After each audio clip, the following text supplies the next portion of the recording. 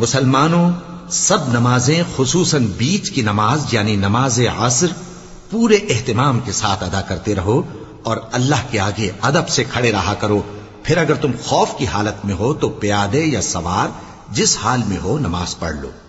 پھر جب امن و اطمینان ہو جائے تو جس طریق سے اللہ نے تم کو سکھایا ہے جو تم پہلے نہیں جانتے تھے اللہ کو یاد کرو.